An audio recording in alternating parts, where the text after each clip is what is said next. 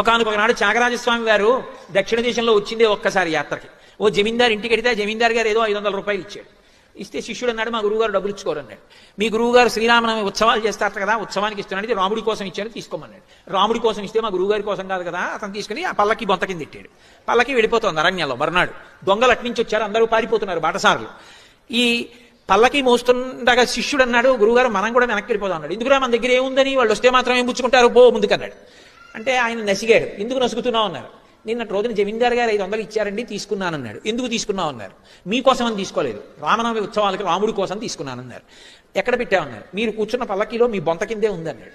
అయితే అది నా డబ్బు కాదుగా, రాముడిది కదా. అవును, రాముడు ఇచ్చుకోవాలనుకుంటే దొంగలకి ఇచ్చుకుంటాడు, దక్కించుకోవాలంటే దక్కించుకుంటాడు, నీకెందుకు నాకెందుకు పద. పల్లకి వెళ్ళిపోతుంది. దొంగలు రానే వచ్చారు. వీడు ఒక్కడు ధైర్యంగా వెళ్ళిపోతున్నాడు. ఏమిటంటే పల్లకి దగ్గరికి అంత దూరం నుంచి కొంచెం దగ్గరికి వచ్చాడు. వెంటనే ఆజానబాహుం అరవింద దళాయతాక్షం, ఆయన పెద్ద పెద్ద కళ్ళతోటి రామలక్ష్మణులు ఇద్దరు కోదండాలు పట్టుకుని కనపడ్డారు. ఎలా? ఆకర్ణాంతము బాణాన్ని లాగి పట్టుకుని ఉన్నారు. వాళ్ళిద్దరూ వెనక్కి తిరిగి పరిగెడుతున్నారు, వీళ్ళిద్దరూ తరుగుతున్నారు.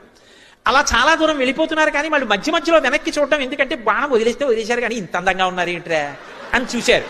చూసి పారిపోయారు. మర్నాడు పోతున్న త్యాగరాజస్వామి అలాగో ఆలస్యం అయిపోయింది, చెట్టు కింద పడుకుందాను రా, చెట్టు కింద పడుకుని అనుష్ఠానం చేసుకుంటున్నారు. ఆ దొంగలిద్దరు మళ్ళీ వచ్చారు. వచ్చి నేల మీద పడి నమస్కారం చేసి, అయ్యా బుద్ధి గడ్డి తిని నిన్న మీ దగ్గర ఏమైనా ఉందేమో, దొంగతనం చేద్దామని వచ్చాం కానీ దొంగతనం ఏం చేయలేదు కానండి, ఎవరో ఇద్దరు మమ్మల్ని చంపడానికి ధనస్సు బాణాలు పట్టుకుని వచ్చారు. ఎంత బాగున్నారో మీ సేవకులు, మమ్మల్ని కొట్టేశారు కానీ ఒక్కసారి వాళ్ళిద్దరిని చూపిద్దురు అన్నారు.